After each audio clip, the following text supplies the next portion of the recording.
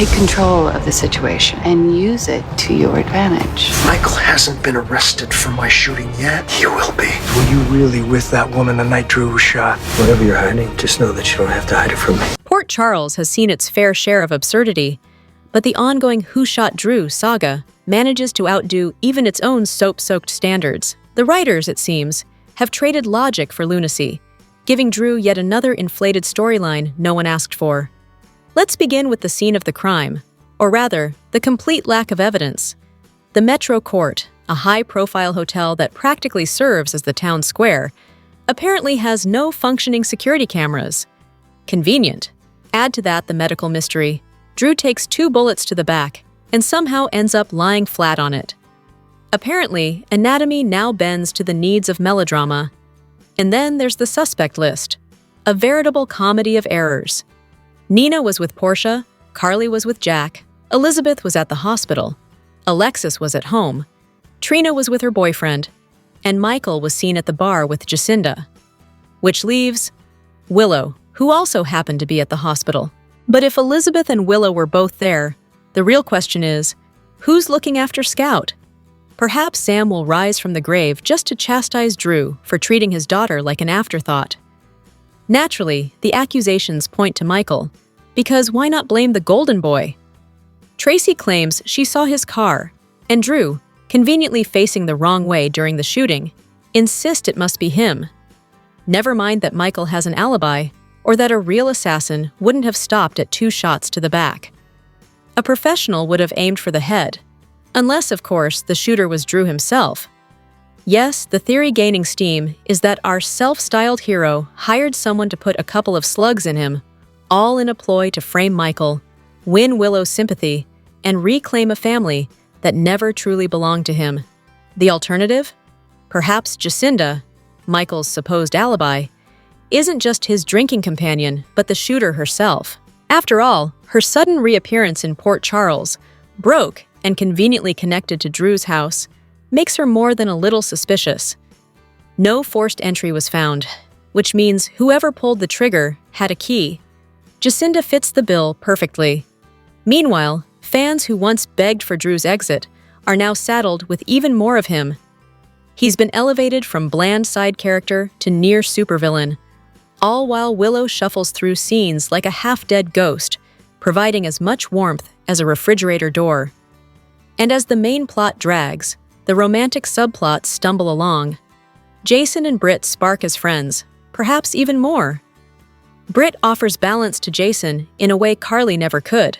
Some insist on a Jason-Elizabeth reunion, others pine for Jason-Britt romance, but at least both pairings make more sense than watching Lulu unravel into hysterics over Charlotte. In short, the Drew saga is a circus where logic takes a back seat to contrived drama.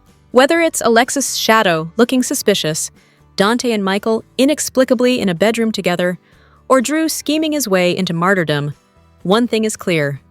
The writers aren't crafting a mystery. They're grasping at straws. And the audience, apparently, is expected to applaud. That look she gave Drew wasn't love. It was something far worse. One might wonder how anyone could miss the ominous glare Willow shot Drew's way. It wasn't the look of relief at a man's survival. It was the kind of startled expression that says, "Oh, you're still breathing? How inconvenient."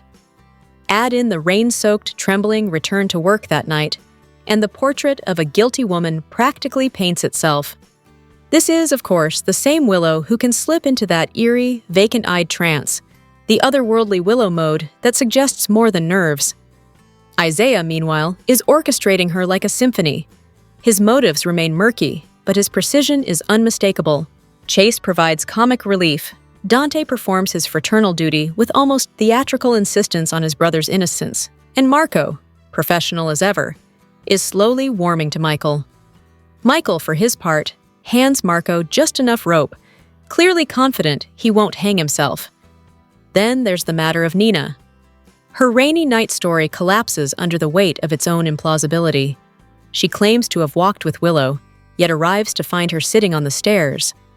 Confronted, Nina explains she heard of Drew's shooting from a nurse, though even she seems to suspect Willow staged the encounter to buy herself an alibi. Willow's subsequent long, unsettling stare at Drew hardly dispels that suspicion. Isaiah remains a viable culprit. His infatuation with Portia and knowledge of Drew's blackmail scheme put motive in his pocket, while his background at Sidwell's compound suggests he wouldn't flinch at handling a weapon. Yet questions linger. Why hasn't Drew, devoted father that he is, asked after Scout on camera? The silence is damning, if only for its narrative convenience. The blinds Willow hastily closed? Suspicious. The stare she delivered Drew? Anything but affectionate.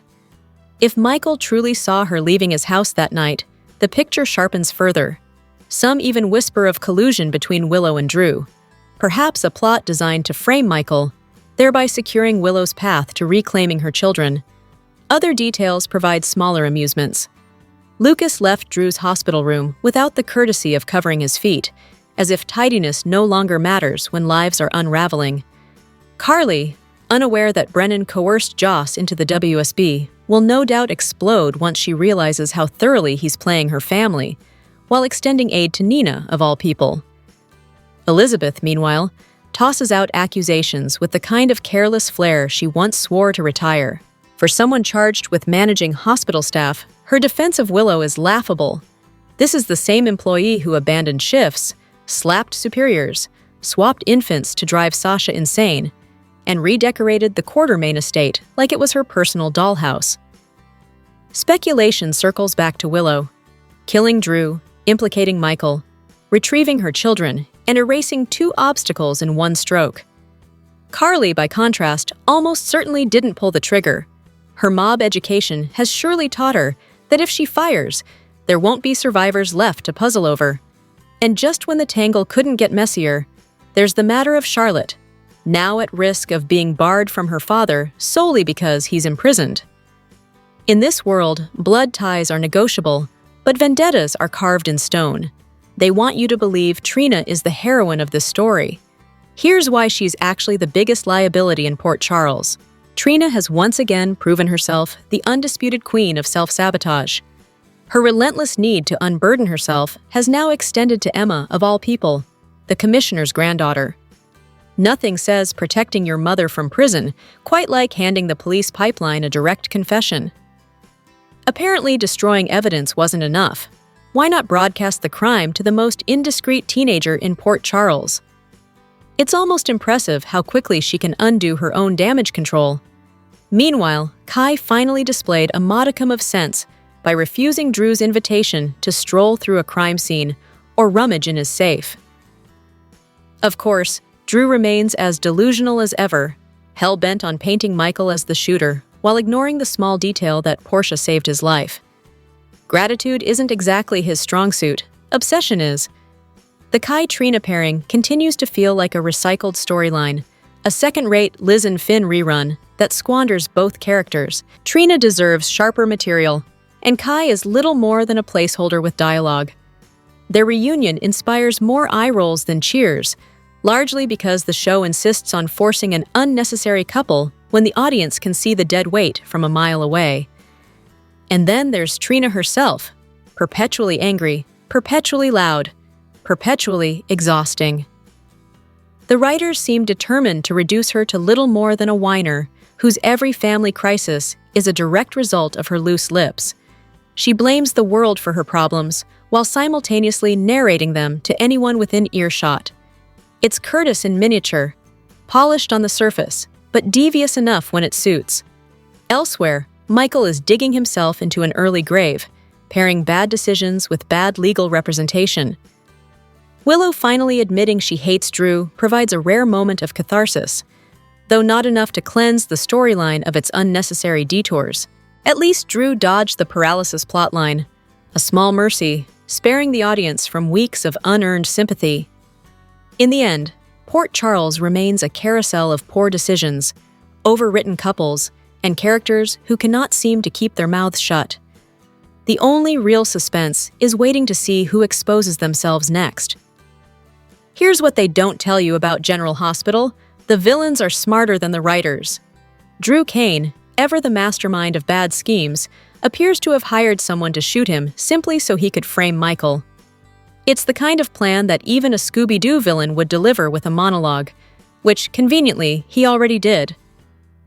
Willow, naturally, is now expected to consider letting this man, who just mapped out his cartoonish plan, shape the lives of her children.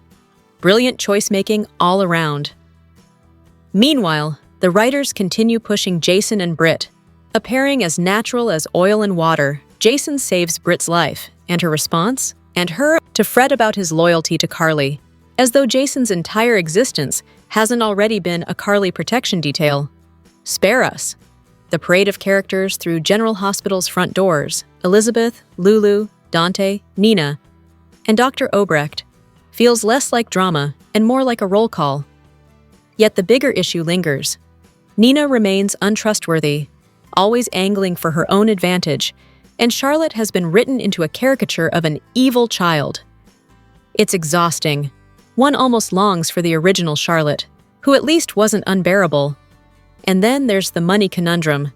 We're told a certain character is destitute and begging for pro bono legal help, despite having been awarded jewelry, artwork, and even a Range Rover in the settlement against Michael.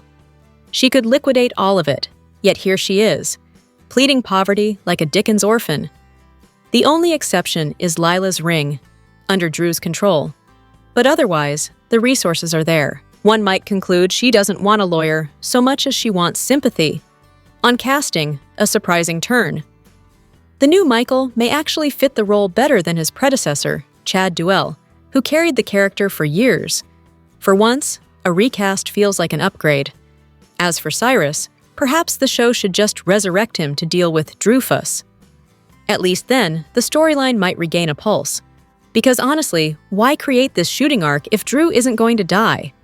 It's narrative wheel spinning at its worst. Jason, for his part, would do well to kick Britt to the curb. Their pairing grates more with each passing scene. The metadrama outside the show, however, manages to outshine the scripted one. The outrage over program interruptions, yes, people genuinely furious over missing 2 minutes of an episode, was met with a brutal but fair reminder. A real person lost his life. While his family is denied 2 more minutes with him, fans are foaming at the mouth over their lost soap time. That level of callousness isn't just embarrassing, it's grotesque. In the end, Willow remains unfit even to see her own children, yet somehow has custody of Scout. Drew still doesn't realize the judge is dead, so his blackmail threats hang in the air like stale perfume, and fans are left asking, why bother dragging out a storyline with no payoff, while simultaneously dragging down beloved characters? General Hospital, in its current state, offers plenty of drama, but most of it feels either misguided, recycled, or unintentionally comedic. The passion of its fanbase is undeniable. Unfortunately, the same can't be said of the show's coherence. Here's what nobody at General Hospital wants to admit. Drew and Willow's storyline is the dead weight sinking this show. There is absolutely no reason for venom among viewers when the true culprit is the writing itself. Accept the characters for who they are, flaws and all, but also recognize that some storylines have dragged themselves so far into irrelevance that even the most patient audience deserves a reprieve. Take Drew and Willow. Their saga has become the soap opera equivalent of watching paint dry, only less satisfying. The endless guilt, accusations, and sudden reconciliations beg for a definitive, consequential end. Willow's tortured expression upon entering Drew's room said it all. Even she seems exhausted by being stuck in this repetitive loop. Meanwhile, suspicion falls on Michael. The idea that he would bungle a shooting is laughable. He is a Corinthos, after all, and they don't miss. Tracy saw him, yes, but the rain is the real clue. Michael, of course, insists on his alibi. He was conveniently with the woman who drugged Drew. Unfortunately, Dante, Chase, and Anna appear ready to swallow Drew's accusations against him whole, as if Drew hasn't built a resume of false charges. Curtis is right. Drew's reckless finger-pointing will get him into trouble sooner rather than later. And let's not forget Drew's attempt to coerce Kia into fetching blackmail material on Portia. She wisely refused, leaving Drew primed for a spectacular downfall when he learns the evidence is gone. One can only hope that revelation is worth the wait. Elsewhere, Lulu is busy perfecting her hypocrisy. She insists Charlotte should be kept from Valentine, but once upon a time, she fought tooth and nail to ensure Dante knew about his son.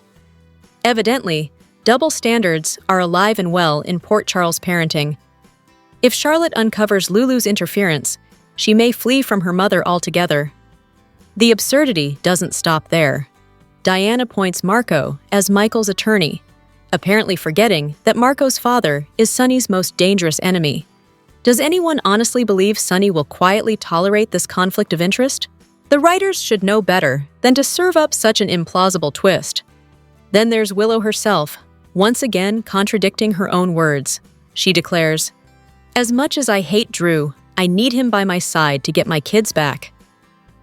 If she hates him so much, why reunite with him in the first place? It reeks of lazy plotting designed to justify keeping Drew tethered to the canvas.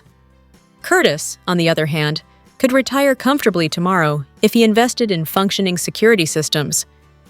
Port Charles apparently imports its technology from the dollar store, given how easily IV lines, safes, and hospital rooms are compromised. Elizabeth, too, remains reliably sanctimonious. She climbs onto her high horse whenever Carly slips, yet has no issue maintaining her own selective silence when Christina's well-being is at stake. Her brand of moral superiority would almost be impressive if it weren't so transparently hypocritical. Of course, the show continues to pepper in wild distractions. Caesar Faison's brain in a jar? Robin supposedly incinerated? Viewers are expected to believe these things, despite decades of precedent proving otherwise. It's cheap shock value, not storytelling. And yet, amid the mess, there are glimmers of nostalgia.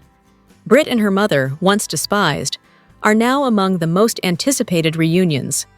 Trina, bolstered by Emma's support, offers a rare bit of authentic friendship.